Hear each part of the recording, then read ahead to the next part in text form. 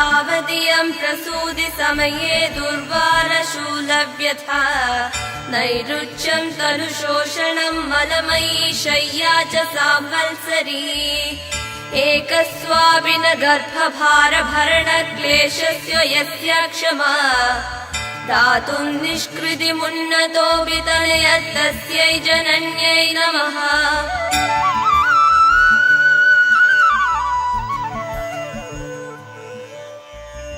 गुरुकुलमुपसृत्य स्वप्नकाले तु दृष्ट्वा यदि समुचितवेषं प्रारुतो मां त्वमुच्चैः गुरुकुलमथ सर्वं प्रारुदत्ते समक्षम् सपति चरणयोस्ते मातुरस्तु प्रणामः।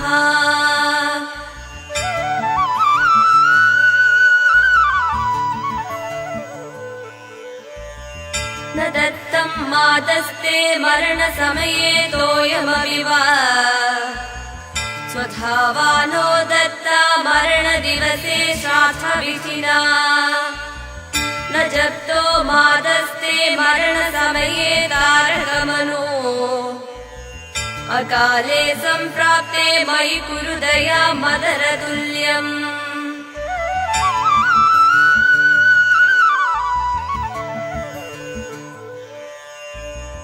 मुक्ता मणिस्त्वं नयनं ममेति राजेति जीवेति चिरं सुतत्वम् इत्युक्त्या तव वाचि माता ददाम्यहं तण्डुलमेव शुष्कम्।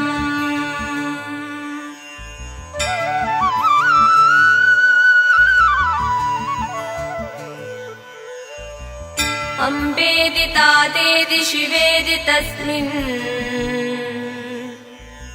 प्रसूतिकाले यतवोज उच्चैः कृष्णेदि गोविन्द हरे मुकुन्देति अहो जनन्यै रचितोऽयम् अञ्जलिः।